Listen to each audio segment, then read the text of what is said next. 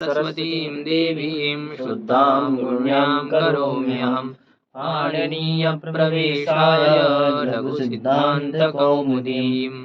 ॐ शान्तिः शान्तिः शान्तिः। गुरुजी, हाँ। ये निवास चिति शरीरोपसमाधाने स्वादेशश्च का अत्र घञ् प्रत्ययस्य अनुवृत्ति कथं आगता? कस्य सूत्रस्य अनुवृत्तिः कथं तत्र उपरिष्टात् प्रचलति भावे इति अधिकारः वर्तते। भावे तो लघुसिद्धान्तकौमुदीं दृष्ट्वा अनुवृत्तेः ज्ञानं भवति वा? न। अष्टाध्याय्याः पुस्तकं तत्र अपेक्षते, तदा ज्ञायते कस्य सूत्रस्य अनुवृत्तिः कियत् सूत्रपर्यन्तं गच्छति। 3:18 तृतीयाध्यायस्य तृतीयपादस्य 18 क्रमाङ्कात् आरभ्य बहु दूरपर्यन्तम् अधिकारः वर्तते। भावे अकर्ति च कारके संज्ञायाम् इत्यादयोः सूत्रयोः 12,100तमक्रमाङ्कपर्यन्तम् एतत् सूत्रपर्यन्तं भावे अकर्तरि च कारके संज्ञायाम् अनयोः सूत्रयोः अधिकारः वर्तते। 18 सूत्रात् आरभ्य 12,100तमसूत्रपर्यन्तं किं घञ् च भावकरणयोः च ग्रहणस्य अत्र अकर्तरि अपि च का ग्रहण मतलब च बोलने से आपको क्या? भावार्थे करणार्थे घञ् प्रत्यय परे सति रञ्ज धातोर् नकारस्य लोपः स्यात्। तत्र किमस्ति, सूत्रानुसारेण विचारः कर्तव्यः भवति। एतस्मात् पूर्वम् एकं सूत्रं वर्तते रञ्जेश्च शपि, रञ्जेः शपि शप विकरणे परे सति रञ्ज धातोः उपधायाः लोपः स्यात् इति सूत्रस्य अर्थः रञ्जेः शपि। तदनन्तरम् एतत् सूत्रं वर्तते घञ् च भावकरणयोः भावार्थे करणार्थे च, भावार्थे अथवा करणार्थे विहितः यः घञ् प्रत्ययः तस्मिन् परे सत्यपि रञ्ज धातोः उपधायाः लोपः स्यात्। समुच्चये क्रियते चकारेण कर्तृभिन्नकारके कर्तृभिन्नकारके न भाव अर्थे करणार्थे कर्तृभिन्नकारके तु घञ् भवति। घञ् प्रत्ययः कतिषु अर्थेषु भवति? कर्तृभिन्न भाव अर्थे भवति कर्म करण संप्रदान अपादान अधिकरण अधिकानि एतानि यानि पञ्चकारकाणि। एतेषु पञ्चसु कारकेषु भावार्थे च इत्युक्ते षट्सु अर्थेषु भवति अयं घञ् प्रत्ययः। तत्र षट्सु अर्थेषु अर्थद्वयं वर्तते, भावार्थः करणार्थश्च अस्ति न वा? केवलम् अनयोः द्वयोः अर्थयोः एव घञ् प्रत्ययः यदि अभवत् चेत् तस्मिन् घञ् प्रत्यये परे सति रञ्ज धातोः उपधाभूतस्य नकारस्य लोपः भवति। अन्येषु चतुर्षु अर्थेषु उपधायाः नकारस्य लोपः न भवति। घञ् प्रत्यये षट्सु अर्थेषु भवति, किन्तु केवलम् अर्थद्वये विहितः यः घञ् प्रत्ययः तस्मिन् परे सत्येव रञ्ज धातोः उपधाभूतस्य नकारस्य लोपः। अन्येषु अर्थेषु विहितः यः घञ् प्रत्ययः तस्मिन् परे सति रञ्ज धातोः उपधाभूतस्य नकारस्य लोपः न भवति। भवतः प्रश्नः कुत्र आसीत्? च इति कथनस्य किं प्रयोजनम् इति न वा? च उपरिष्टात् सूत्रात् लोपस्य अनुवर्तनाय अत्र चकारः विहितः, चकारः दत्तः, चकारेण अनुवृत्तिः क्रियते लोपस्य, लोपपदस्य। रञ्ज धातोः उपधायाः लोपः स्यात् कदा? शप परे सति। यथा शप विकरणे परे सति रञ्ज धातोः उपधायाः लोपः भवति, तथैव भावकरणार्थे घञ् प्रत्यये परे सत्यपि लोपः भवति। समुच्चयः क्रियते, केवलं शप परे सति एव लोपः न, भावार्थे करणार्थे च घञ् प्रत्यये परे सत्यपि लोपः भवति। चकारेण अनुवृत्ति सपरे सति नकारस्य लोपः भवति। रज्जति रजति रजतः रजन्ति रज्जति गणद्वये अयं धातुर्वर्तते रञ्जरागे धातुः। भुवादिगणे वर्तते दिवादिगणे वर्तते। शप् विकरणं तु भवादिगणे वर्तते। भवादिगणस्य शप् विकरणं यदा परे भवति तदा रञ्ज धातोः उपधाया लोपः भवति। यदा शन विकरणं परे वर्तते तदा तु अनिदितां हलोपधाया कीति इत्यानेन सूत्रेणैव उपधाया लोपः भवति। रज्जति रज्जत रज्जन्ति इति। चलामः अग्रे। अन्या नास्ति कापि शङ्का? न। घञ् प्रत्ययस्य अपवादभूतं प्रत्ययद्वयम् अस्माभिः विचारितम्। अच प्रत्ययः अप प्रत्ययश्च घञ् प्रत्ययस्य अपवादभूतौ एतौ प्रत्ययौ सर्वेभ्यः धातुभ्यः भावार्थे घञ् प्रत्ययः विहितः कर्तृभिन्नकारके च। किन्तु यदि धातवः ईवर्णान्तः उवर्णान्तः दीर्घरीकारान्ताः वा भवन्ति तदा तेभ्यः धातुभ्यः भावादि अर्थेषु घञ् प्रत्ययः न भवति, अपितु ईवर्णान्तात् धातोः अच प्रत्ययः भवति। रीवर्णान्तात् उकारान्ताच्च धातोः अप प्रत्ययः भवति इति अस्माभिः विचारितम्। ये पहचानना नहीं आ रहा कि ये प्रत्यय कौन से अर्थ में हुआ है, दिक्कत हो रही है पहचानने। कस्मिन् अर्थे भवति भवान् योजयित्वा पश्यतु न वा, कः अर्थः अत्र सम्यक् प्रतिभाति। सः प्रत्ययान्तः शब्दः यत्र लिखितः तत्र कः अर्थः अपेक्षितः वर्तते तद्दृष्ट्वा तत्र विचारः कर्तव्यः। यदि सर्वेषु अर्थेषु घञ् प्रत्यये कृते सति अपि भिन्नाः भिन्नाः अर्थाः आगच्छन्ति चेत् सम्यक्। एकस्मिन् स्थले कश्चन शब्दः वर्तते, तत्र घञ् प्रत्ययान्तः कश्चन शब्दः, यथा अध्यासः शब्दः वर्तते वेदान्ते। अध्यासः अधि उपसर्गपूर्वकात् आसु उपवेशने धातोः घञ् प्रत्ययः अभवत्। घञ् प्रत्यये सति अध्यास शब्दः निष्पन्नः। अत्र घञ् प्रत्ययः कस्मिन् अर्थे, भावार्थे वर्तते, कर्मार्थे वर्तते, अधिकरणार्थे वर्तते, करणार्थे वा वर्तते। तत्र तर्हि विचारः भवति केषु केषु अर्थेषु अत्र समीचीनं प्रतिभाति अर्थं घञ् दृष्ट्वा प्रत्ययः। अर्थं दृष्ट्वा तस्य विचारः कर्तव्यः भवति। अध्यसनम् अध्यासः। अध्यसनम् इत्युक्ते विपरीतज्ञानं। भावार्थे यदि घञ् प्रत्ययः क्रियते तर्हि अध्यास शब्दस्य अर्थः भवति विपरीतज्ञानं। यः पदार्थः यत्र न वर्तते तस्मिन् स्थले तस्य पदार्थः विषयकं ज्ञानं, तस्य पदार्थस्य ज्ञानम् एव भवति अध्यासः। रज्जौ सर्पस्य प्रतीतिः, सर्पस्य ज्ञानं, तज्ज्ञानं वर्तते अध्यासः। अध्यास इत्युक्ते विपरीतज्ञानं। यदि भावार्थे घञ् वर्तते तर्हि विपरीतज्ञानम् अर्थः भवति। यदि कर्मार्थे घञ् वर्तते तर्हि अध्यस्यते इति अध्यासः।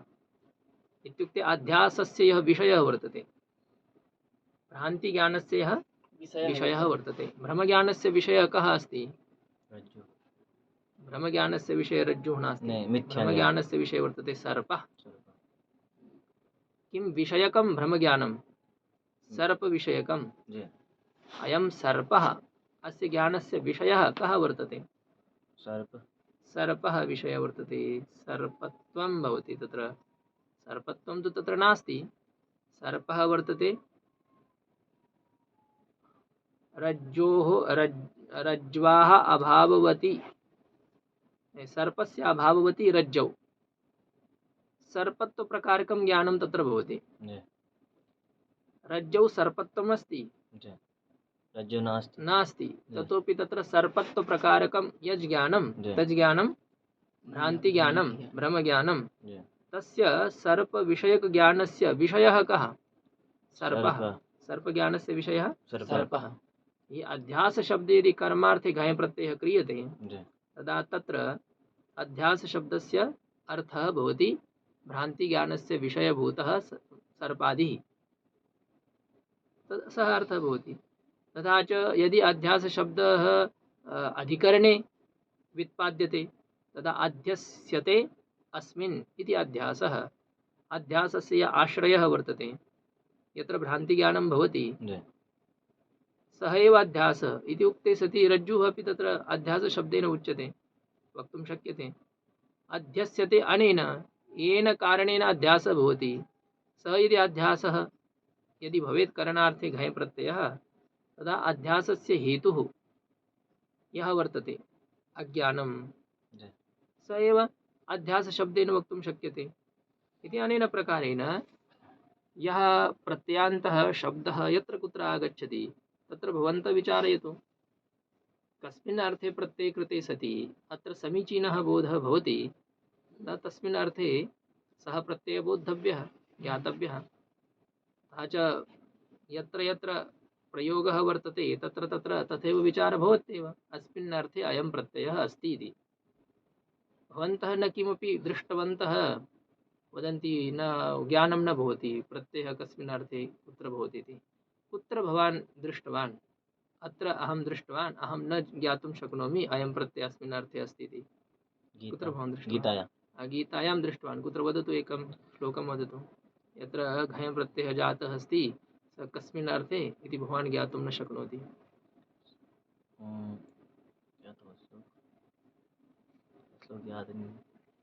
तर्हि शङ्काकरणाय सर्वं सम्यक् सामग्रीं गृहीत्वा नारायणं नमस्कृत्य नरं चैव नरोत्तमं देवी सरस्वतीं व्यासं देवीं सरस्वतीं व्यासं ततो जयमुदीरयेत्। नारायणं नमस्कृत्य नरं चैव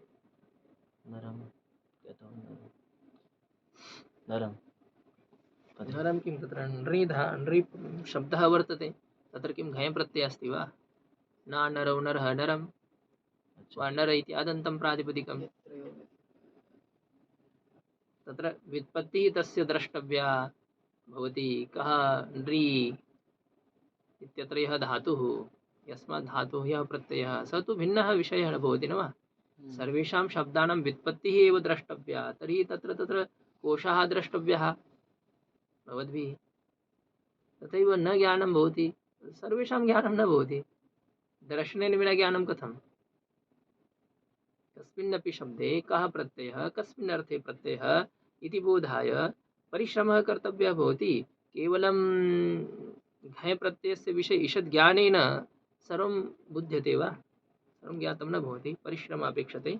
चलामः वयम् अग्रे। क प्रत्ययस्य विचारं वयं कृतवन्तः। द्वितः त्रिः, द्वितः पञ्चमी विभक्ते एकवचनं, त्रिः प्रथमा विभक्ते एकवचनं। डु इत् डुः इत् यस्य धातोः, सः धातुः द्वित्, तस्मात् द्वितः, द्वितः धातोः। डु इत् संज्ञकः वर्तते यस्मिन् धातौ, तस्मात् धातोः क्ति प्रत्ययः स्यात्। कः प्रत्ययः? क्ति प्रत्ययः। भावार्थे क्ति प्रत्ययः स्यात्। क्ति ककारस्य तु लशक्वतद्धिते इति सूत्रेण इति संज्ञा भवति, त्रि प्रत्ययः अवशिष्यते।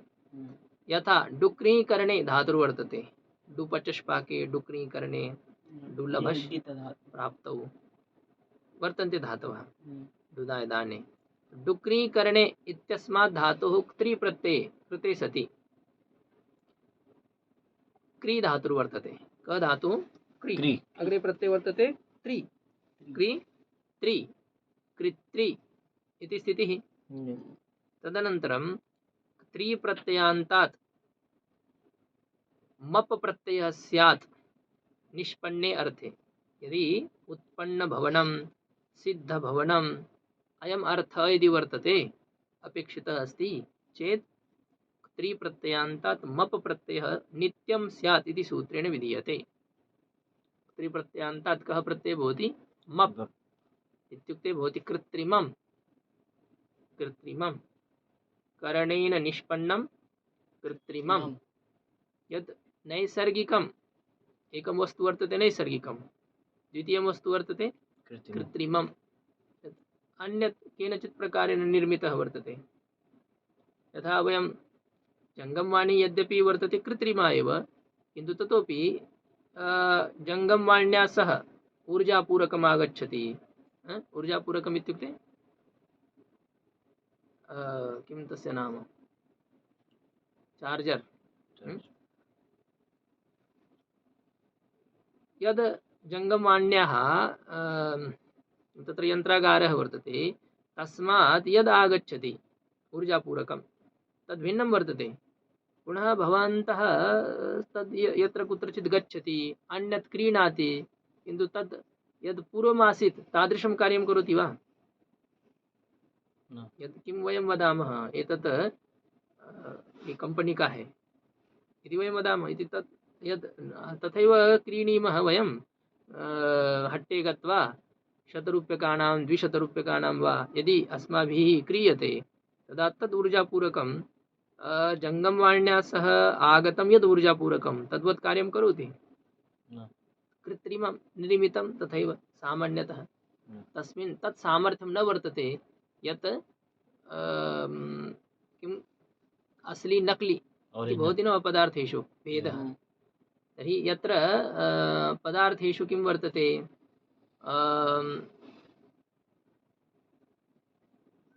सत्यता मिथ्यता मिथ्यात्वम् इति एव अत्र बोद्धव्यं। कश्चन पदार्थः वास्तविकः भवति इत्युक्ते तस्मिन् मध्ये विशेषता वर्तते। कस्मिंश्चित् पदार्थे किं वर्तते तथैव सः निर्मितः वर्तते। सामान्यरूपेण वयं परिश्रमं कृत्वा भोजनं निर्मामः, कस्माच्चित् अन्यक्षेत्रात् आनयामः, उभयोः भोजनयोः भेदः अस्ति न वा? भेदः भवति। यत्र परिश्रमः भवति तत्र सम्यक्, यत्र तथैव आनीयते तत्र तत् न भवति, तत् सामर्थ्यं तस्मिन् न वर्तते। तथैव कथनस्य अभिप्रायः अयं वर्तते, यः पदार्थः प्रारम्भात् अस्माभिः सह वर्तते सः नैसर्गिकः। यथा अस्माकं हस्तः वर्तते, अस्माकं दन्ताः सन्ति, अस्माकं पादौ स्तः, अन्यानि अपि अस्माकं चक्षुंषि इत्यादीनि इन्द्रियाणि सन्ति, तानि नैसर्गिकानि। यदि केनचित् कारणेन अस्माकं हस्तस्य त्रोटनं भवति वा पादः अपि त्रुटितः भवति, तदनन्तरं केनचित् प्रकारेण यदि पादस्य योजना क्रियते तदा सः पादः कृत्रिमः वर्तते। कीदृशपादः सः? कृत्रिमः। केनचित् प्रकारेण सः योजितः अस्ति, किन्तु पूर्ववत् नास्ति सः पादः। यः शरीरेण सह एव आगतः, तस्मिन् यत् बलं वर्तते, तस्मिन् यत् सामर्थ्यं वर्तते, तत् सामर्थ्यम् अन्यस्मिन् पादे वर्तते वा? बहु व्ययं कृत्वा भवान् तत्र योजितवन्तः, अमेरिकां गत्वा वा अन्यत्र यत्र कुत्रचित् गत्वा पादयोजनां कृत्वा आगतवन्तः भवन्तः, ततोपि यद् बलं नैसर्गिके पादे वर्तते तद् बलं कृत्रिमे पादे न वर्तते। कृत्रिमम् इत्युक्ते यत् केनचित् प्रकारेण उत्पादितम् उत्पन्नम्। अस्य अर्थस्य यदि बोधनं कर्तव्यं चेत् त्रिप्रत्ययान्तात् नित्यं मप् इति प्रत्ययविधानाय सूत्रम् अग्रिमं प्रवर्तते। त्रेर्मप् नित्यं, त्रेर्मम् नित्यं, त्रेर्मम् नित्यं, त्रेः पंचमी विभक्ति एकवचनं, मप् प्रथमा विभक्ति एकवचनं, नित्यम् अपि प्रथमा विभक्ति एकवचनं, द्वितीया विभक्ति एकवचनम् अपि कर्तुं शक्यते क्रियाविशेषणं स्वीक्रियेत चेत्। मप् पकारस्य स्थाने मकारादेशः केन सूत्रेण? प्रत्यये भाषायां नित्यं। भाषायां प्रत्यये किं भवति?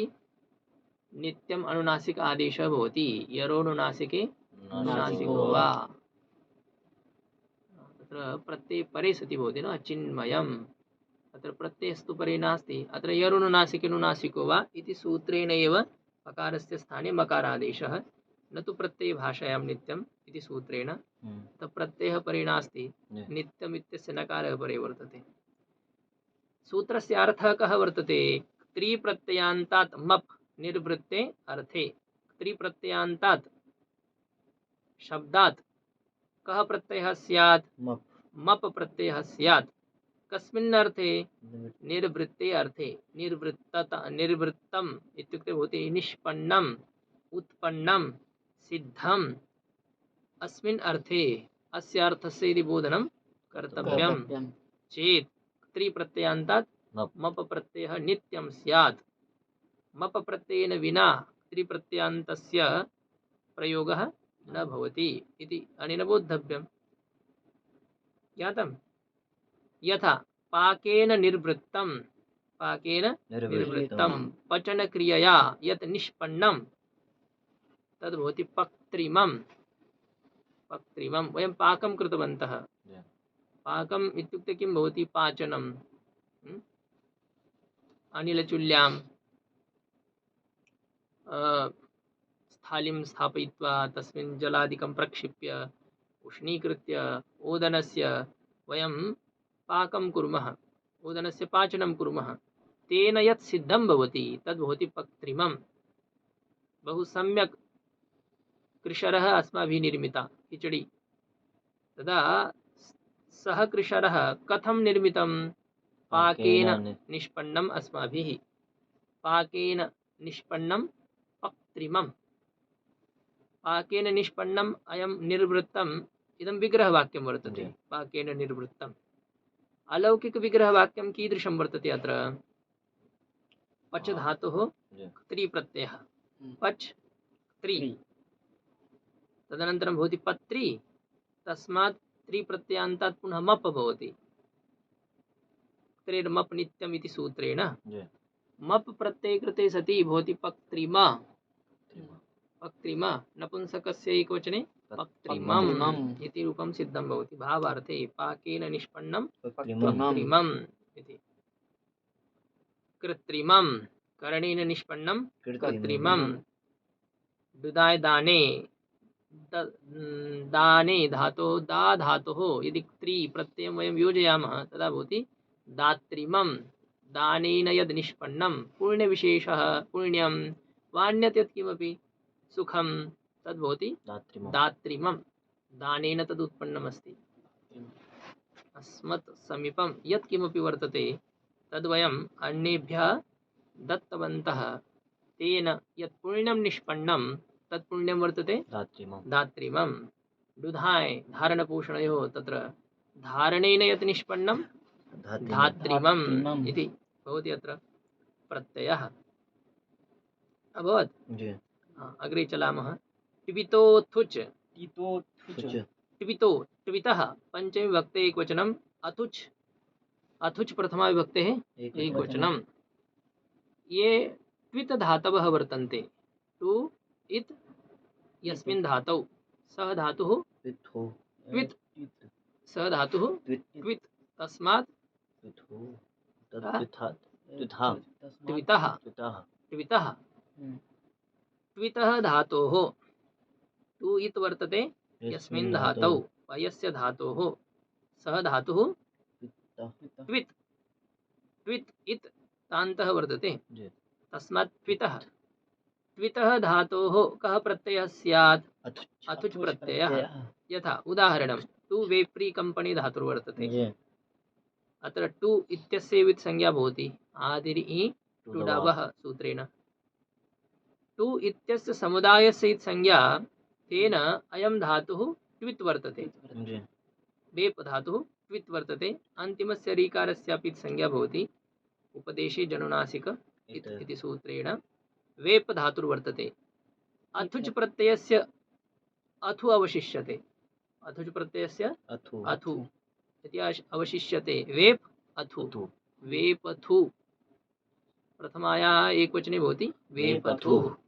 वेपथुश्च शरीरे मे रोमहर्षश्च जायते। सीदन्ति मम गात्राणि, सीदन्ति मम गात्राणि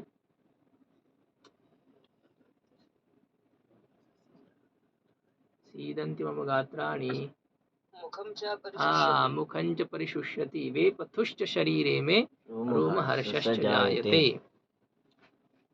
कथं भो प्रथमाध्याये भवन्तः ईषदपि सहायतां न कुर्वन्ति, गीतां न पठन्ति कदापि।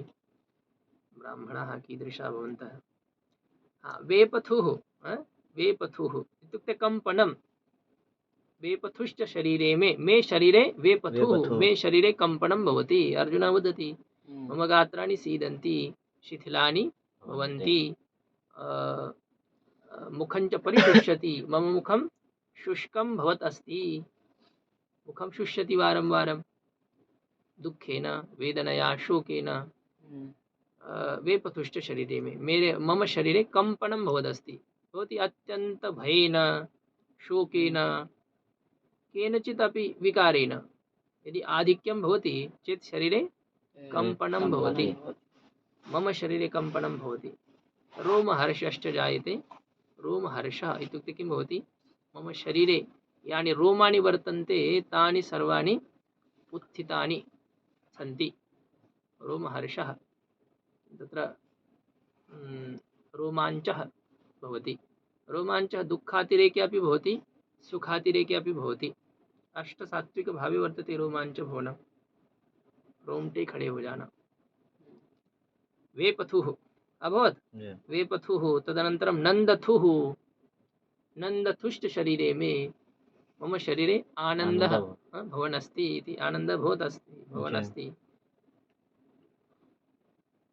तु वमु उद्गीरणे वमथुः वमनं मम किं भवति वमथुः भवति अहं यदा यात्रां करोमि चतुश्चक्रयानेन बसयानेन लोकयानेन यात्रां करोमि चेत् मम वमथुः भवति वमथुः वमनं वमथुः शब्दस्य अर्थः वमनम् उल्टी अभवत् मज्जथुः अहं शैत्य काले गंगायां मज्जथुः मज्जथुं न करोमि मज्जनं न करोमि स्नानं न करोमि औष्ण्यकाले मज्जथुः मज्जथुं करोमि मज्जथुः इत्युक्ते स्नानम् अभवत् यज याच यत विच्छ प्रच्छ रक्षो नङ् यज याच यत विच्छ प्रच्छो छोरनङ् यज याच यत विच्छ प्रच्छ रक्षः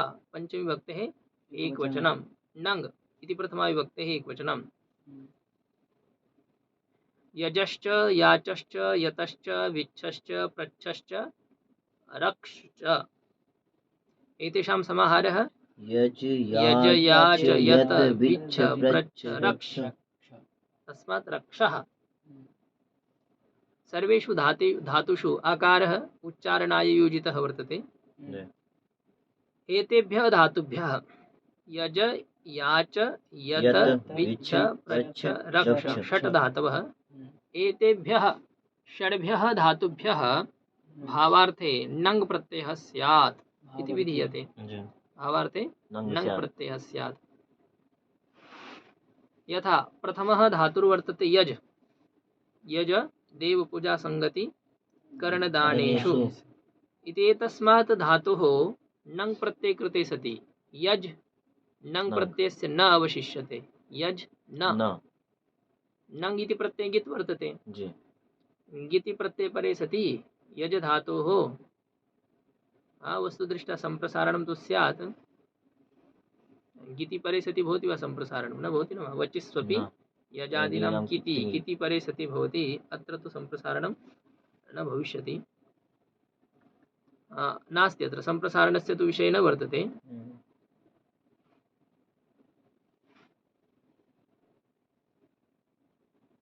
नङ् प्रत्ययस्य न वर्तते यज न इति स्थितिः अत्र किं भवति स्तोष्टुनाष्टुः यज न जकारस्य नकारस्य च योगः वर्तते जकारस्य नकारस्य च योगः वर्तते चेत् अत्र कः सन्धिर्भविष्यति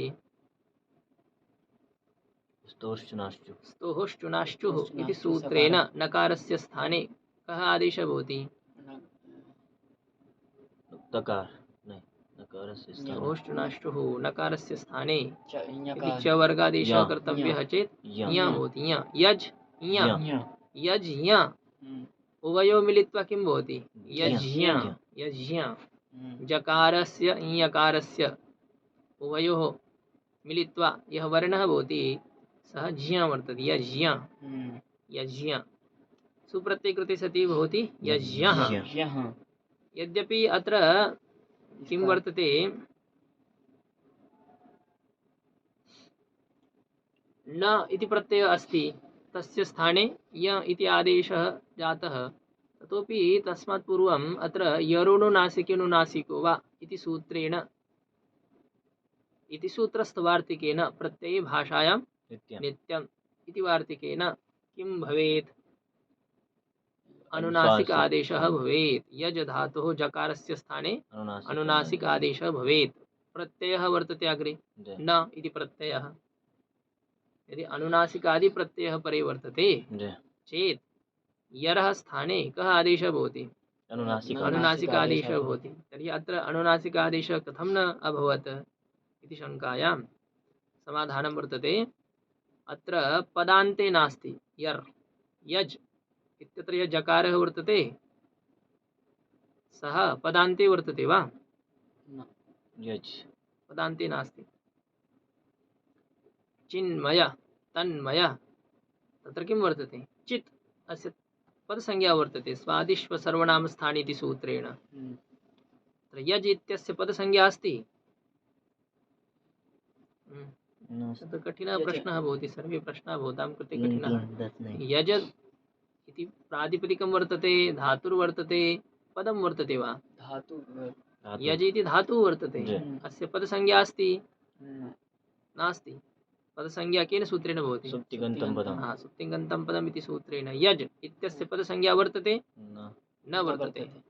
अतः किं भवति? प्रत्यये भाषायां नित्यम् इति वार्तिकेन यज धातोः जकारस्य स्थाने अनुनासिक आदेशः न भवति। यज ञ स्तोष्टुनाष्टुः सूत्रेण केवलं ञ भवति। यज्ञ यज्ञः। यज्ञः शब्दस्य अर्थः भवति यागः। घञ् प्रत्ययः अपि भवति अत्र। घञ् प्रत्ययः अपि भवति। यतः अस्वरूप अपवाद प्रत्ययः वर्तते। घञ् प्रत्ययस्य अकार अवशिष्यते, नङ् प्रत्ययस्य न अवशिष्यते। उभयोः स्वरूपं समानम् अस्ति न वा? नास्ति। अतः अयं नङ् प्रत्ययः घञ् प्रत्ययस्य नित्यं बाधकः भवेत् विकल्पेन वा? विकल्पेन बाधकः भवति। किं तथैव वदति वा?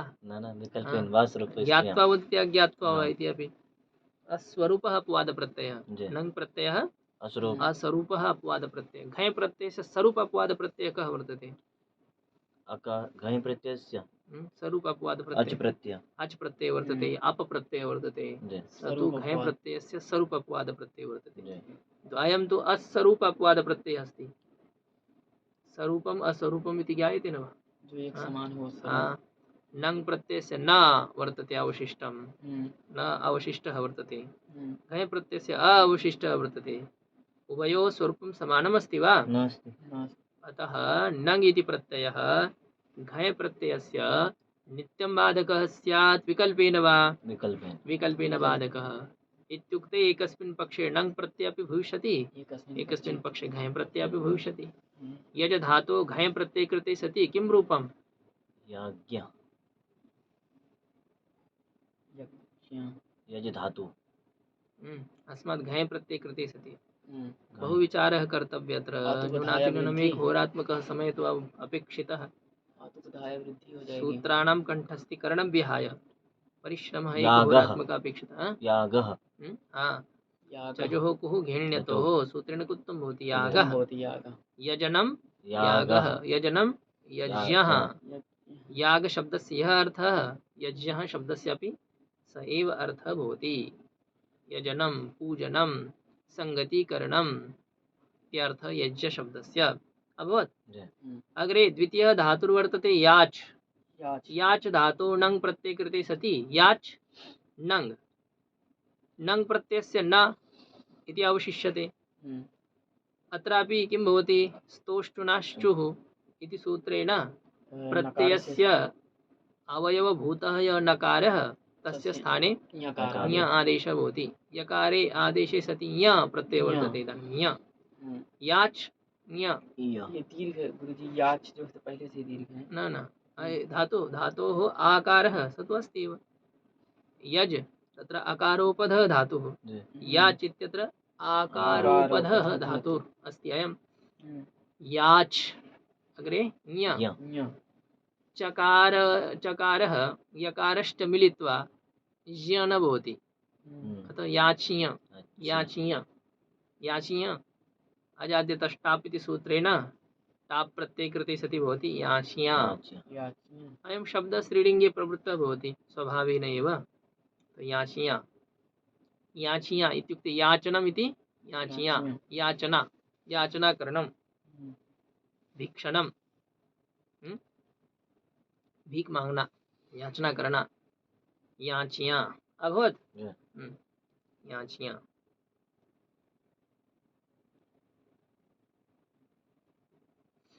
तृतीय वर्तते यत् धातोः नङ् प्रत्यये कृते सति यत् न न न अत्र तु न किमपि कार्यं कर्तव्यमस्ति यत् न इति भवति यत् न सुप्रत्यये कृते सति यत् नः रूपं सिद्ध्यति। यत् धातु हम्म, यत् धातु हम्म। यत् धातु गुरुजी यति यत् प्रयति यत्ने नङ् प्रत्यय यत् धातोः नङ् प्रत्यये कृते सति यत्नं यत्नं कुर्वन्तु प्रयत्नं कुर्वन्तु। यरोनुनासिकेन हम्म? पदान्त नहीं किं नहीं पदान्त नहीं यत्नः यत्नः इति रूपं सिद्ध्यति अत्र। अत्रापि किम् आर्धातुकस्येड् वलादेः इति सूत्रेण इडागमः प्राप्तः न वा? हम्म? यत् किमर्थं न भवति इडागमः? गित् नङ् गित् प्रत्यय अस्ति गीत अस्ति चेत् किम् इडागमः न भवति वा? नहीं आचगुणविषये अनिट् धातु यत्र अनिट् किं तान्तकारिका एव न वर्तते यत् येन धातु अनिट् भवेत्। धातु सेट् अस्ति सेट् ततोपि इडागमः किमर्थं न भवति? निषेधाय एकं सूत्रं गतं पूर्वं भवन्तः न चिन्तयति सम्यक्तया। एकादेश नेड् वशी कृति हाँ वशादौ कृति प्रत्यये परे सति इडागमो न न भवति। स्यात्। वश वश प्रत्याहारे नकारः आगच्छति आगच्छति न वा? वश प्रत्याहारे कति वर्णाः आगच्छन्ति? वस् प्रत्याहारे के वकार से हम्म। लेकर सस ए जब अगर 10 के सकार था तर्हि कति वर्णाः जाताः आहत्य? 19 वर्य 18 वर्णाः। हाँ। वर्गाणां पञ्चमवर्णाः चतुर्थवर्णाः तृतीयवर्णाः 15 वर्णाः। जी तदनन्तरं वरल इति त्रयः वर्णाः। जी कति वर्णाः अभवन्? 15 हाँ, 18 हाँ। तर्हि 18 अत्रापि संख्या गणनाकरणाय प्रतीक्षा कर्तव्या भवति वा? 15 मिलित्वा 15 पुनः 3 मिलित्वा कति भवन्ति? 18 वर्णाः। तत्र नकारः आगच्छति। आगच्छति अतः वशादिकृतप्रत्ययः वर्तते नङ् प्रत्ययः। जी वशादिकृतिप्रत्यये परे सति इडागमः न इडागमः भवति न भवति। यत्नः अभवत्। जी अग्रे वर्तते विच् धातुर्वर्तते विच् विच् धातोः विच्छ गतौ इत्यस्मात् धातुः नङ् प्रत्यये कृते सति विच् विच् न इति स्थितिः। नङ् प्रत्यये गित् वर्तते।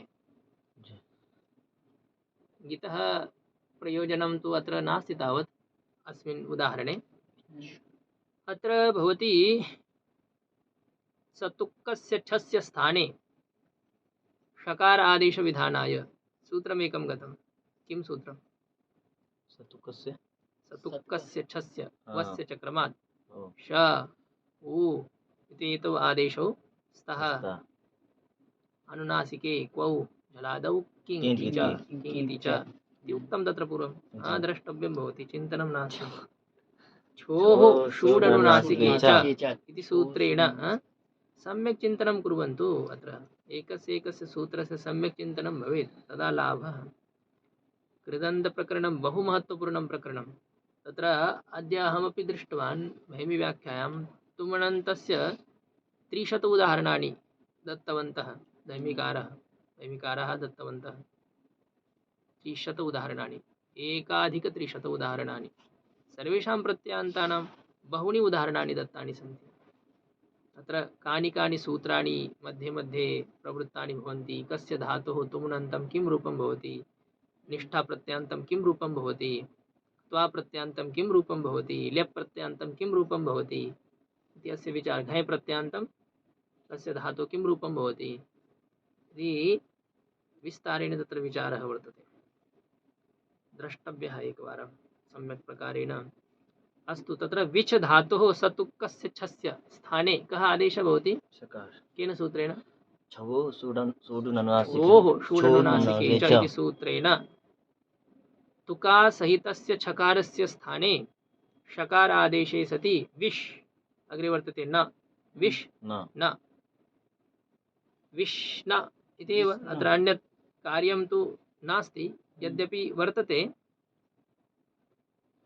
स्तोष्टुनाष्टु इति सूत्रेण अत्रापि किं भवेत्? कृष्णः विष् न, अत्र स्तोष्टुनाष्टु इति सूत्रं प्राप्तं न वा? प्राप्तं प्राप्तं। नङ् प्रत्ययस्य नकारस्य स्थाने ञ आदेशः आदेशः। स्यात् भवति? न किमर्थं न भवति? स्तोष्णसूत्रेण किमर्थं न भवति? शात् इति सूत्रं वर्तते न वा? जी किम् अधः लिखितमस्ति वा? न तर्हि अधः भवान् पश्यन् अस्ति, अतः अहमपि पश्यामि। नास्ति अत्र शात् इति। शात् सूत्रेण किं भवति? शकारात् ष्टुत्वं न न, तेन अत्र ष्टुत्वं न भवति। विष्णः इति रूपं। विष्णः विष्णः विष्णः इत्युक्ते गमनं गमनम् अर्थः भवति। जी तदनन्तरं प्रच्छ धातुर्वर्तते। जी प्रच्छ धातोः नङ् प्रत्यये कृते सत्यपि किं भवति? अत्र प्रश्न तुका सहितस्य छकारस्य स्थाने शकारादेशः भवति। जी शात् सूत्रेण ष्टुत्वं न भवति। हाँ, यद्यपि अत्र नङ् प्रत्यङ्गित् वर्तते, गीत अस्ति न वा? अस्ति अतः अत्र किं भवेत्? ग्रहिज्या वयि व्यधि वष्टि विचति पृच्छति पृच्छति भृज्यति नाम गीति च इति सूत्रेण सम्प्रसारणं स्यात्, किन्तु अत्र सम्प्रसारणं न भवति, न कृतं। किमर्थं न कृतं? तर्हि अत्र पाणिनिमहर्षेः निर्देश एव ज्ञापकः वर्तते। प्रश्ने चासन्नकाले एकं सूत्रं वर्तते पाणिनिमहर्षेः, तत्र पाणिनिमहर्षिः सम्प्रसारणं न कृतवन्तः। प्रश्ने सूत्रं किमर्थं भवेत्? प्रश्ने चासन्नकाले, प्रश्ने सम्प्रसारणं यदि अत्र भवेत् जी चेत् पाणिनिमहर्षिणा सूत्रे किं वक्तव्यम् आसीत्? पृच्छे प्रश्ने प्रश्ने प्रश्ने किन्तु पाणिनिमहर्षि प्रश्न इति शब्दम् उच्चारितवन्तः। प्रश्न का उत्तर दो, प्रश्न प्रश्न इत्युक्ते तत्र किं भवति? तर्हि सम्प्रसारणं भवेत्। यथा अस्माकं बाबा वदति प्रश्न, तत्र सम्प्रसारणं करोति। पाणिनिमहर्षिः न कृतवान्, तर्हि किं सम्प्रसारणं प्राप्तम्। अतः स सम्प्रसारणं योजयित्वा एव उच्चारयति। प्रश्न कृष्णका कथं वदति?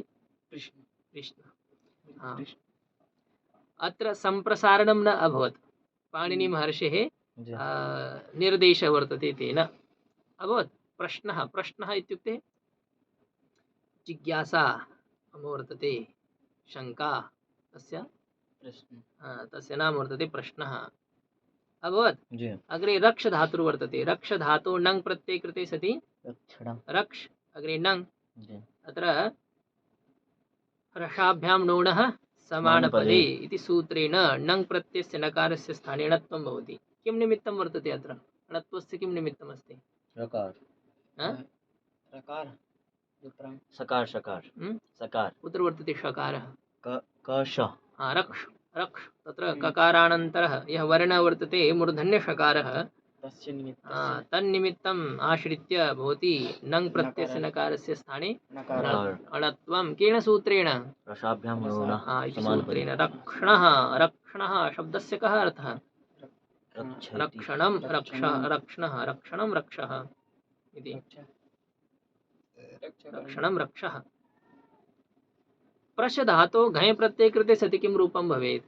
प्रच्छ प्रच्छ धातोः यदि घञ् प्रत्ययः स्यात्, घञ् प्रत्यये कृते सति तत्र तु शकारादेशः न भवेत् वस्तुदृष्ट्या। घञ् प्रत्यय अनुनासिकादि न वर्तते, पिप् प्रत्ययः नास्ति, झलादिः अपि न वर्तते, अतः तस्य स्थाने शकारादेशः न स्यात्। प्रच्छः इति एव रूपम्। अहं पृच्छं पृच्छं पृच्छामि इति भवेत्।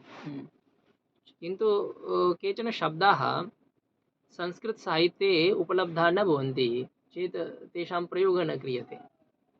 सर्वेषां धातूनां घय प्रत्ययान्तानि रूपाणि संस्कृतसाहित्ये उपलब्धानि न भवन्ति। अतः अहं पृच्छं पृच्छामि इति भवति वा कश्चन वदति? अहं न। पृच्छं पृच्छामि। पृच्छामि। पृच्छम् इत्युक्ते प्रश्नः प्रश्नम्। इति न भवति। अत्र नङ् प्रत्ययः प्रत्ययेन किं भवति? घय प्रत्ययस्य नित्यमेव बाधः, द्वे। तद्रूपं न उपलभ्यते। हम्म। रक्ष्णः रक्षणं रक्ष धातु अपि घय प्रत्यय कृते सति रक्षः भवति। रक्षः रक्षणं रक्षः रक्षः। घय प्रत्यये सति नङ् प्रत्यय कृते सति रक्ष्णः रक्षणं। स्वपो नन् स्वपो नन्। स्वपः पंचमी विभक्ते एकवचनं। नन् प्रथमा विभक्तेः एकवचनं। नन् प्रत्ययस्य न इति एव अवशिष्यते। हम्म। स्वप् ईश्वप् शये धातुर्वर्तते अदादिगणस्य। हम्म। स्वप् धातोः न प्रत्यय कृते सति स्वप्न स्वप्न। कः शब्दः भवति? स्वप्न। स्वप्न। अयं धातु सेट् अस्ति अनिट् वा? पान्तेषु आप छुप क्षिप तप तिप तृप्य दृप्य लिप् लुप् वप् शप् स्वप् शप् स्वप् श्रुपस्तयो श्रुपस्तयो दश अनिट् वर्तते धातुः। भवतु अनिट् भवतु सेट् वा भवतु, अत्र तु इडागमः न भविष्यति, न अभविष्यत्, यतः अयं प्रत्ययः वशादिकृत् वर्तते। स्वप्न इति प्रातिपदिकं प्रथमा विभक्तौ रूपं भवति स्वप्नः। स्वप्नः इत्युक्ते शयनं, सोना, स्वप्नः। वस्तुदृष्ट्या स्वप्नः शब्दस्य अर्थः वयं निद्रायां यत् विपरीतं पश्यामः तत्र वयं स्वप्नशब्दस्य प्रयोगं कुर्मः, किन्तु स्वप्नशब्दस्य अर्थः वर्तते शयनं। युक्ताहारविहारस्य युक्तचेष्टस्य कर्मसु युक्तस्वप्नावबोधस्य, तत्र स्वप्नशब्दस्य अर्थः शयनं वर्तते। जागरणं शयनं च युक्तं भवेत्। कश्चन अधिकं शेते, कश्चन सर्वथा न शेते, तस्य योगसिद्धिर्न भवति। सर्वथा निद्रात्यागः अपि समीचीनः न वर्तते। भगवता निर्मिता अस्ति विश्रामाय एव निद्रा, अतः तस्याः आवश्यकता वर्तते। यदि वयं प्रकृतेः उल्लङ्घनं कर्तुम् इच्छामः, अतिक्रमणं कर्तुम् इच्छामः चेत् शरीरम् अस्माकं बहु शीघ्रतया नष्टं भविष्यति। अतिनिद्रा ग्रहणम् अथवा निद्रात्यागः, अतिजागरणम् अथवा अधिकशयनम् अपि भवति हानिकारकम्। स्वप्नः, स्वप्नः शब्दस्य अर्थः शयनं, स्वपनं। स्वापः, स्वप धातु घय प्रत्यय कृते सति स्वापः, स्वापः स्वप्नः, स्वापः इति स्वप्नः अभवत्। शयनम्। उपसर्गे घोः किः, उपसर्गे घोः की, उपसर्गिन उपसर्गे, उपसर्गे उप इति पकारः हलन्तः न वक्तव्यः। उपसर्गे घोः किः, उपसर्गे सप्तमी विभक्तेः एकवचनं, घोः पंचमी विभक्तेः एकवचनं, किः प्रथमा विभक्तेः एकवचनं। उपसर्गे उपपदे सति घुसंज्ञकात् धातोः, उपसर्गे उपपदे सति घुसंज्ञकात् धातोः किः प्रत्ययः स्यात्, किः प्रत्ययः स्यात् कस्मिन् अर्थे? भावे अर्थे अकर्तरि च कारके, कर्तृभिन्ने कारके। घुसंज्ञकात् धातोः की प्रत्ययः स्यात्। घुसंज्ञा केन सूत्रेण क्रियते? दादा ग्वदाप्, दाधा ग्वदाप् इति सूत्रेण। दारूपाः धारूपाः धातवः घुसंज्ञाः स्युः। उपसर्गे उपपदे सति, यथा प्र इति उपसर्गपूर्वकात् दुधाय धारणपोषणयोः इति धातोः भावार्थे कर्तृभिन्ने कारके वा अर्थे की प्रत्यय भवति। की प्रत्ययस्य किम् अवशिष्यते? की, इकारः अवशिष्यते। की प्रत्ययस्य की एव अवशिष्यते। इकार। लशक्व तद्धिते इति सूत्रेण ककारस्य इति संज्ञा भवति, इ अवशिष्यते। प्रधा इ इति स्थितिः। तदनन्तरं आतो लोप इति च इति सूत्रेण धातोः आकारस्य लोपः भवति। प्रध इ इकारं मिलयित्वा भवति प्रधिः। प्रधिः उपाधिः समाधिः आधिः व्याधिः इत्येते सर्वे शब्दाः की प्रत्ययान्तः। लुधाय धारणपोषणयोः धातोः की प्रत्ययान्तेन निष्पन्नः इति शब्दाः प्रधिः प्रकर्षेण धारणं प्रधिः प्रधिः उपधिः उपधिः उपाधिः उपधिः उपाधि घय उपसर्गपूर्वक प्रत्यय हाँ घय घय प्रत्यय नास्ति हाँ, की की प्रत्यय प्रत्यय। की वर्तते प्रत्यय। उपसर्गपूर्वकात् उप उपा तत्र हाँ। आङ् उपसर्गः अच्छा हाँ। इतोपि अन्यः अपि उपसर्गः तत्र योजनीयः उप आङ् इति उपसर्गद्वयपूर्वकात् लुधाय धारणपोषणयोः धातोः की प्रत्यये कृते सति उपाधिः इति शब्दः निष्पन्नः भवति धारणं समीपे धारणं स्वस्य गुणानां समीपे स्थापनं ये भवति उपाधिः उपाधिः किं कार्यम् उपाधिः किं करोति स्वस्य धर्मान् अन्यस्मिन् धारयति स्थापयति स्वस्य गुणान् अन्यत्र आरोपयति सा भवति उपाधिः फिर इस ऐसे कैसे उसको उपाधि मिली है वो अलग उपाधि उपाधि तत् पदं वर्तते अच्छा उपाधि इत्युक्ते सम्मानं तस्य तद्भिन्नं वर्तते उपाधि तत्र उपाधि शब्दस्य अर्थः पुष्पस्य रक्तिमा यथा स्फटिके प्रतिता भवति पुष्पं किं करोति स्वरक्तिमाम् अन्यत्र आरोपयति अन्यत्र धारयति अतः पुष्पं वर्तते उपाधिः उपाधि यः स्वस्य गुणान् अन्यत्र आदधाति धारणं करोति सः भवति उपाधिः उपाधि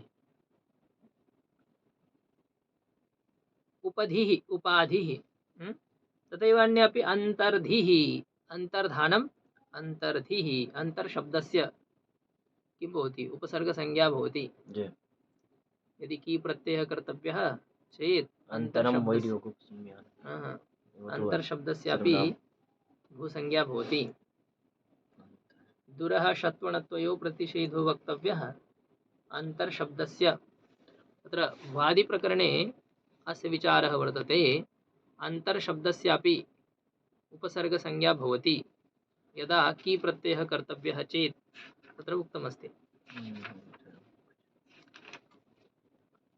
अन्तर्शब्दस्य उपसर्गसंज्ञा वक्तव्या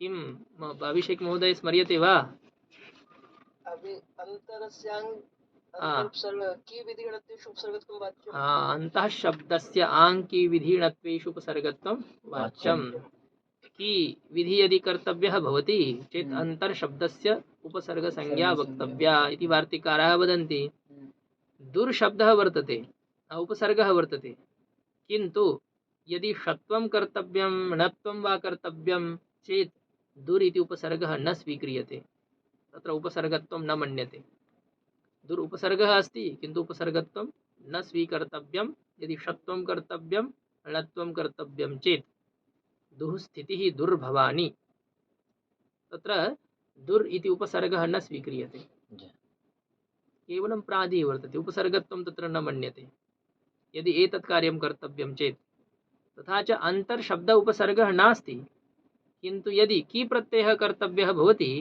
चेत् अन्तर्शब्दस्य उपसर्गसंज्ञा वक्तव्या इति वार्तिकाराः वदन्ति अन्तःशब्दस्याङ्की विधिणत्वेषु उपसर्गत्वं वाच्यम् इति अन्तर्धिः इति शब्दः प्रदिः प्रकर्षेण दानं प्रदिः वा प्रकर्षेण दीयते इति प्रदिः स्त्रियां क्तिन् स्त्रियां सप्तमी विभक्ते एकवचनं क्तिन् प्रथमा विभक्ते एकवचनं स्त्रीलिंगे भावे क्तिन् स्यात् स्त्रीत्व विशिष्ट भावे भाव यह वर्तते कृत प्रत्ययेन यह भाव अव्यक्तः भवति स भावः द्रव्यवत् प्रकाशते इति पूर्वमुक्तं मया कृत अभिहितो भावो द्रव्यवत् प्रकाशते कृत अभिहितो भावो द्रव्यवत् प्रकाशते इत्युक्ते द्रव्ये यथा लिंगं वर्तते लिंगानि सन्ति द्रव्ये यथा संख्याः वर्तन्ते तथैव अत्रापि भवति भावे धातुः अर्थभूतः यः सिद्धावस्थापन्नः भावः तत्र लिंगमपि वर्तते संख्या अपि वर्तते लिंगं यदि वर्तते तर्हि किं लिंगं तत्र लिंगत्रयं भवितुं शक्नोति भावे तथा पच् धातोः भावार्थे घञ् प्रत्ययः अस्माभिः कृतः चेत् किं रूपं भवति पक्वः पच क पच धातु घञ् प्रत्यान्तं किं रूपं? पाकः पाक पाक पाकः तत्र लिखितमस्ति, नूतनं धातुम् अहं पृष्टवान् इति अपि न। यत् उदाहरणं पाकः। तत्र दत्तं तमेव अहं पृच्छामि। हम्म, भवन्तः सूत्राणि उदाहरण- तथैव कण्ठस्थीकुर्वन्ति, कथञ्चित् प्रकारेण आद्य पिण्डः किम् अपसारणीयः इति एव बुद्ध्या इति करोति चेत् कथं? सूत्राणां रटनं क्रियते चेत् विस्मरणं न भवति सम्यक् प्रकारेण। प्रतिदिनं पाकः। यत् प्रकरणं चलति तद् आद्योपान्तं द्वित्रिवारं पठितव्यं। न्यूनातिन्यूनम् एतं तु कर्तुं शक्यते न वा? यत् प्रकरणं प्रचलति तत्र यानि उदाहरणानि तद्बुद्धौ तिष्ठेयुः, एतदर्थं पाकः इति रूपं। पाकः इति भावः वर्तते अयं, किन्तु अयं पुंस्त्वविशिष्टभावः वर्तते। कीदृशः भावः अस्ति? पुंस्त्वविशिष्टभावः। पुंस्त्वविशिष्टभावः इत्युक्ते पुल्लिङ्गः वर्तते। अत्र लिङ्गं पुल्लिङ्गं वर्तते। यदि स्त्रीत्वविशिष्टभावः बोद्धव्यः वर्तते, यदि वयं स्त्रीत्वविशिष्टभावस्य बोधनं कर्तुम् इच्छामः चेत् धातोः तिन् प्रत्ययः भवति। कः प्रत्ययः भवति? तिन् प्रत्ययः भवति। स्त्रीलिङ्गे भावे स्त्रीत्वविशिष्टे भावे तिन् प्रत्ययः स्यात्। अयं घयः अपवादः वर्तते। अयं किं भवति? घय प्रत्ययस्य अपवादः। यद्यपि घय प्रत्ययः भावे विहितः, किन्तु पुंस्त्वविशिष्टभावे विहितः, स्त्रीत्वविशिष्टभावे विहितः, नपुंसकत्वविशिष्टभावे वा विहितः, सामान्यभावे विहितः वर्तते। भावे तत्र एतत् न उक्तं स्त्रीत्वविशिष्टभावे नपुंसकत्वविशिष्टभावे इति न उक्तं। सामान्यभावार्थे घञ् प्रत्ययः विहितः। अयं तु स्त्रीत्वविशिष्टभावे विहितः वर्तते। अतः अयं प्रत्ययः घञ् प्रत्ययस्य अपवादः भवति। येन घञ् प्रत्ययः त्रिषु लिङ्गत्रय विशिष्टे भावे भवति। घञ् प्रत्ययः लिङ्गत्रय विशिष्ट भावे भवति। शब्दः पुंस्त्वविशिष्टः भवेत्, स्त्रीत्वविशिष्टः भवेत् वा नपुंसकत्वविशिष्टः भवेत्। तस्मात् धातुः कः भावार्थे प्रत्ययः प्राप्तः? घञ्। घञ् प्रत्ययः सर्वेषु लिङ्गेषु प्राप्तः न वा? तत्र उक्तम् एतत् लिङ्गविशिष्टे एव भावे घञ् प्रत्ययः स्यात् इति उक्तं वा? तत्र सामान्य भावे घञ् प्रत्ययः विहितः। अत्र च स्त्रीलिङ्गविशिष्टे भावे स्त्रीत्वविशिष्टभावे यदि घञ् तिन् प्रत्ययः विधीयते चेत् अयं प्रत्ययः घञ् प्रत्ययस्य अपवादः भवति न वा? भवति। तथैव भवति इति अपि न ज्ञात्वा वक्तव्यम्, उत्तरं दातव्यं। यथा तत्र किं वर्तते? स्थानत्रये घञ् प्रत्ययः प्राप्तः इत्युक्ते लिङ्गत्रय विशिष्टे भावे घञ् प्रत्ययः। अत्र केवलम् एकस्मिन् लिङ्गे एव भावे तिन् प्रत्ययः विधीयते इत्युक्ते अयं प्रत्ययः विशेषः वर्तते। कः प्रत्ययः?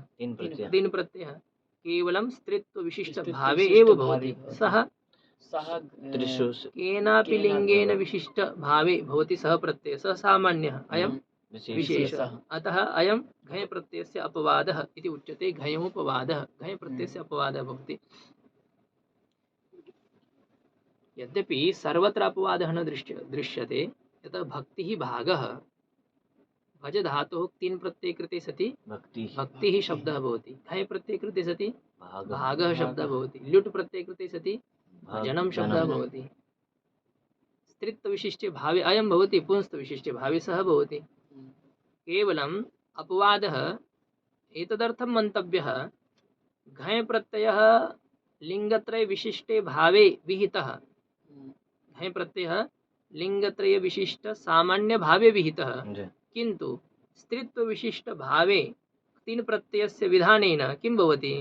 घञ् प्रत्ययः केवलं स्त्रीत्व विशिष्ट भावात् अन्यः यः भावः वर्तते तत्रैव भवति। स्त्रीत्व विशिष्ट भावे घञ् प्रत्ययः न भवति। घञ् प्रत्ययः भवति यस्मात् धातोः तिन् प्रत्ययः, तस्मादेव धातोः घञ् प्रत्ययः अपि भवति। किन्तु घञ् प्रत्ययः पुंस्त्व विशिष्ट भावे भवति, तिन् प्रत्ययः स्त्रीत्व विशिष्ट भावे भवति इति सर्वत्र प्राप्तः, किन्तु तस्य संकोचः कृतः। अतः घञ् प्रत्ययस्य अपवादः वर्तते तिन् प्रत्ययः। ज्ञातम् अहं किं वदनस्मि। घञ् प्रत्यय सामान्य वर्तते घञ् प्रत्ययः सामान्यः अस्ति, क्तिन् प्रत्ययः विशेषः वर्तते। यथा उदाहरणं पश्यतु, डुक्रीकरणे धातोः स्त्रीत्वविशिष्टभावे क्तिन् प्रत्ययः यदि क्रियेत, क्तिन् प्रत्ययस्य ति अवशिष्यते। ति क्री ति ति सार्वधातुकार्धधातुकयोः सूत्रेण गुणः प्राप्तः, किन्तु किङ् इति किङ् इति च इति सूत्रेण भवति अत्र निषेधः। निषेधे सति कृति प्रातिपदिकम् एकवचने भवति कृतिः, ष्टुयि धातोः स्तुतिः, भक्तिः, प्रीतिः, नीतिः इति शब्दाः निष्पन्नाः भवन्ति। सिद्धिः सिद्धिः साधसंसिद्धौ धातोः सिद्धिः, सम्प्रसारणमपि भवति सिद्धिः। गतिः गम धातोः गतिः गतिः, बुध धातोः बुद्धिः बुद्धिः। इति भवति। एतानि रूपाणि भवन्ति। अत्र पच धातोः ये सभी स्त्री पच धातु पक्तिः, पच धातोः पक्तिः पक्तिः इति। ची धातोः चितिः चितिः इति शब्दाः निष्पन्नाः भवन्ति। अत्र अग्रे उच्यते ये दीर्घरीकारान्तः धातवः ल्वादिगणपठितः ये धातवः ल्वादि ल्वादयः एकविंशति धातवः पूर्वमुक्ताः, जी तेभ्यः धातुभ्यः यदा क्तिन् प्रत्ययः क्रियते सः क्तिन् प्रत्ययः निष्ठावत् वक्तव्यः। सः प्रत्ययः कीदृशः भवति? निष्ठावत् निष्ठा प्रत्ययवत् भवति, निष्ठावद् भावः। अर्थात् निष्ठा प्रत्यये परे सति यथा कार्याणि तथैव क्तिन् प्रत्यये परे सत्यपि कार्याणि भवन्ति, किन्तु केवलम् एतेभ्यः एव धातुभ्यः। केभ्यः धातुभ्यः? लवादिभ्यः दीर्घरीकारान्तेभ्यः धातुभ्यः जी ल्वादिभ्यश्च धातुभ्यः वार्तिकं पठन्तु। रिल्वादिभ्यः क्तिन्निष्ठावद् वाच्यः, लवादिभ्यः किन् निष्ठावत् वाच्यः रिल्वादिभ्यः पंचमी विभक्तेः बहुवचनं, क्तिन् प्रथमा विभक्तेः एकवचनं, निष्ठावद् अव्ययम्, वाच्यः प्रथमा विभक्तेः एकवचनं। रिल्वादयः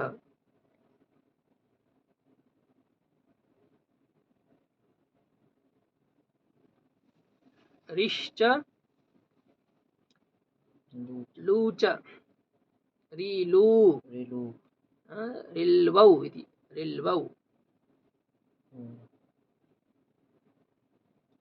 रिल्वौ आदिर् येषां धातूनां ते धातवः रिल्वादिभ्यः वद्वौ भवति, रिल्वौ भविष्यति।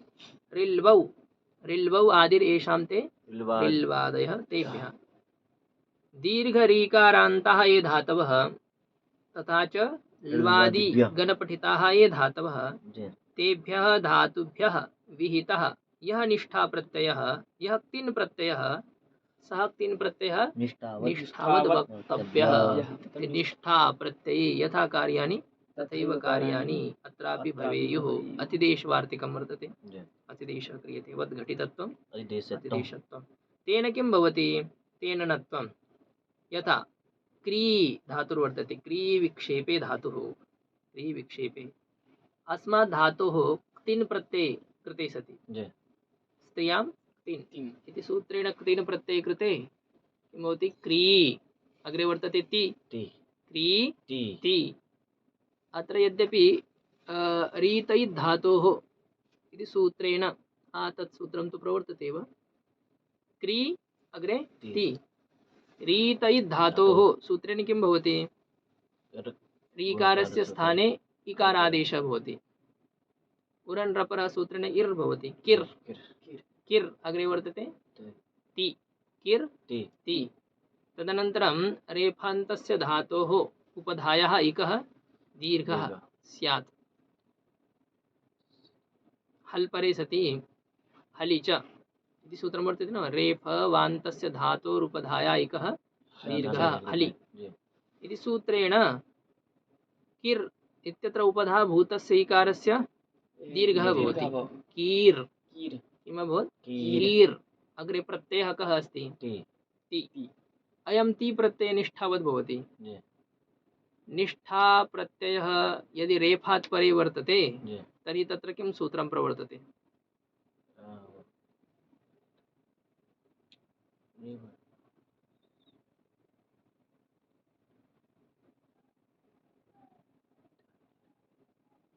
ग्रीनिगरणे धातोः निष्ठा प्रत्ययान्तं किं रूपं? गृह्णी। शीघ्रम् उत्तरं ददाति भवान्, शीघ्रम्। अनुचितम्। गृ- रदाभ्यां निष्ठातो नः पूर्वस्य च दः इति सूत्रेण निष्ठा प्रत्ययस्य अवयवभूतः तकारः तस्य स्थाने नकार। नकारादेशः भवति। केन सूत्रेण भवति?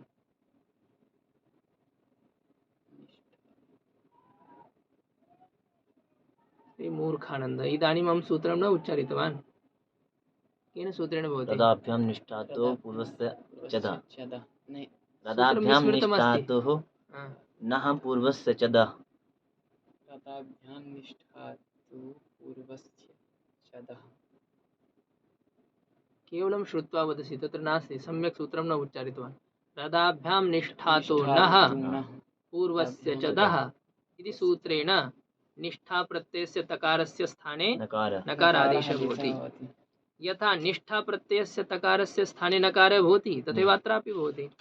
तेन प्रत्ययः भवति नि। कः प्रत्ययः भवति? नि। प्रत्ययासीत् ति, इदानीं भवति नि।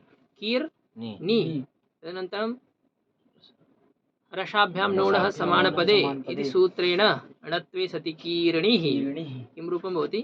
कीर्णिः। कीर्णिः इत्युक्ते विक्षेपः। कीर्णम् इति कीर्णिः, हेलाना, अयम् अर्थः वर्तते। अस्य द्वित्राणि उदाहरणानि इतोपि दत्तानि सन्ति। ल्वादि धातुभ्यः यदा क्तिन् भवति तत्रापि किं भवति? निष्ठावद् भावः भवति।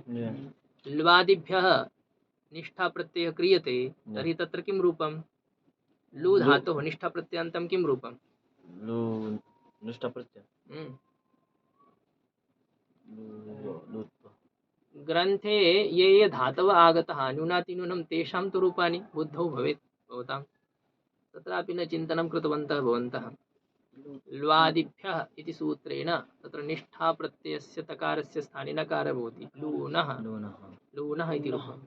लुञ् धातुः लूनः।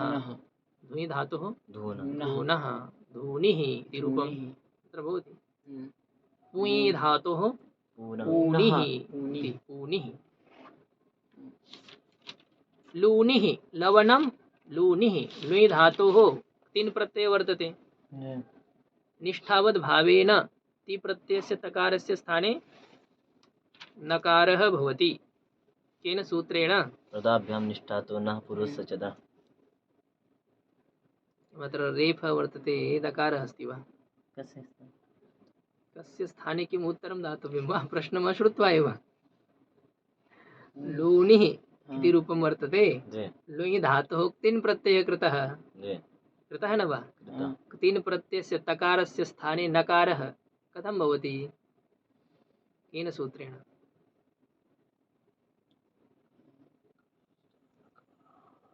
ऋल्वादिभ्यः निष्ठा क्तिन् निष्ठावद् वाच्यः। ल्वादिभ्यः धातुभ्यः क्तिन् प्रत्यये निष्ठावद् भवति। इत्युक्ते निष्ठा प्रत्यये यथा किं भवति? निष्ठा प्रत्यये परे वर्तते ल्वादिभ्यः धातुभ्यः चेत् निष्ठा प्रत्ययस्य तकारस्य स्थाने नकारादेशः भवति ल्वादिभ्यः इति सूत्रेण। केन सूत्रेण? सूत्रेण नकारः भवति। अत्रापि तथैव कार्यं भवति चेत् अत्रापि तकारस्य स्थाने नकारादेशः ल्वादिभ्यः इति सूत्रेण। केन सूत्रेण? ल्वादिभ्यः इति सूत्रेण नकारे सति किं रूपं? लूनिः। लूनिः इत्युक्ते छेदनं, लवणं, कर्तनं, लावः। धुञ् कम्पने धातुः तिन् प्रत्यये कृते सति धूनिः इत्युक्ते कम्पनं, चालनं, हिलना हिलाना कम्पनं। पुञ् धातोः तिन् प्रत्यये कृते सति पूनिः इति रूपं। भावार्थे क्विप् प्रत्यये अपि विधानाय सूत्रं वर्तते। स्त्रीत्वविशिष्टभावे संपदादिभ्यः क्विप्। संपदादिभ्यः पंचमी विभक्ते बहुवचनं क्विप् प्रथमायाः एकवचनं। संपदादिगणपठितेभ्यः धातुभ्यः इत्युक्ते सम् उपसर्गपूर्वकात् पदगतौ धातुः सः आदिर्वर्तते येषां तेभ्यः धातुभ्यः क्विप् प्रत्ययः भवति स्त्रीत्वविशिष्टे भावे यथा सम उपसर्गपूर्वकात् पदगतौ धातोः क्विप् प्रत्यये सति क्विप् प्रत्ययस्य सर्वापहारी लोपः भवति संपत् इति प्रातिपदिकं संपत् दान्तं प्रातिपदिकं अस्य प्रथमा विभक्ते एकवचने किं रूपं संपत् संपद् वावसाने सूत्रेण वैकल्पिकं चर्त्वं संपत् इत्यस्य अर्थः भवति संपन्नता संपत्तिः भावार्थे भवति संपत्तिः तीन प्रत्यये कृते सति संपत्तिः शब्दः भवति क्विप् प्रत्यये कृते सति संपत् शब्दः भवति अर्थभेदः नास्ति अत्र लिङ्गभेदोऽपि न वर्तते संपत् शब्दोऽपि स्त्रीलिङ्गे संपत्तिः शब्दोऽपि स्त्रीलिङ्गे भवति तथैव वि उपसर्गपूर्वकात् पदगतौ धातोः क्विप् प्रत्यये सति भवति विपत् विपत् इत्युक्ते विपत्तिः विपत्तिः आपत्तिः आपत् आपत्तिः प्रतिपद प्रतिपदा न भवति वा तत्र प्रतिपद प्रतिपद तिथि पक्षस्य आरम्भे मासस्य आरम्भे वा या तिथिः सा भवति प्रतिपत् अभवत् तत्र तीन प्रत्ययः क्विप् प्रत्ययः पुनः अत्र उच्यते यदि संपदादिभ्यः क्विप् प्रत्ययः विहितः चेत् तीन प्रत्ययस्तु तत्र न स्यात् यतः स्त्री अधिकारे किं भवति असरूपः असरूपः अपवाद प्रत्ययः अपि नित्यमेव बाधकः भवन्ति बासरूपो स्त्रियाम् असरूपाः अपवाद प्रत्ययः उत्सर्गस्य विकल्पेन बाधं कुर्वन्ति किन्तु स्त्री अधिकारं विहाय इत्युक्ते स्त्री अधिकारे असरूप अपवाद प्रत्ययाः उत्सर्ग प्रत्ययानां नित्यं बाधकाः भवन्ति उत्सर्ग प्रत्ययानां नित्यं बाधकाः भवन्ति अतः क्विप् प्रत्ययेन किं भवेत् उत्सर्गस्य क्तिन् प्रत्ययस्य नित्यं बाधः स्यात् क्विप् प्रत्ययेन किं भवेत् क्तिन् प्रत्ययस्य नित्यं बाधः स्यात् अर्थात् यत्र क्विप् प्रत्ययः भवति तत्र क्तिन् प्रत्ययः न स्यात् इति वर्तते नियमः किन्तु वार्तिककाराः वदन्ति अत्र क्विप् प्रत्ययः अपि स्वीक्रियते अत्र क्विप् प्रत्ययः अपि स्वीक्रियते क्तिन्नपीष्यते क्तिन् इति प्रथमायाः एकवचनम् अपि अपि इति अव्ययम् इष्यते क्रियापदं वर्तते क्तिन् अपि इष्यते अत्र संपदादिभ्यः गणपठितेभ्यः धातुभ्यः क्तिन् प्रत्ययोऽपि भवति क्तिन् प्रत्ययेन किं भवति संपत् अग्रे वर्तते क्तिन् क्तिन् प्रत्ययस्य ति अवशिष्यते संपत् ति खरिच सूत्रेण दकारस्य चर्त्वं भवति संपत्ति प्रातिपदिकं तस्य एकवचने रूपं संपत्तिः विपत् प्रातिपदिकस्य विपत्ति प्रातिपदिकस्य विपत्तिः आपत्तिः तत्र किं भारं दत्वा उच्चारणं कर्तुम् आपत्तिः इति न आपत्तिः विपत्तिः संपत्तिः इति उच्चारणे तथैव काञ्जुष् किं तत्र कार्पण्यं न कर्तव्यं तत्र शक्तेः किं रक्षणं न कर्तव्यं किं भवेत् क्षुधा पुनः आगच्छतु नाम किन्तु प्राणस्य यावत् व्ययः तावत् व्ययं कृत्वा एव उच्चारणं कर्तव्यं संपत्तिः वदतु संपत्तिः विपत्तिः विपत्तिः आपत्तिः ओम पूर्णमदः पूर्णमिदं पूर्णात् पूर्णमुदच्यते पूर्णस्य पूर्णमादाय पूर्णमेवावशिष्यते ओम शान्तिः शान्तिः शान्तिः।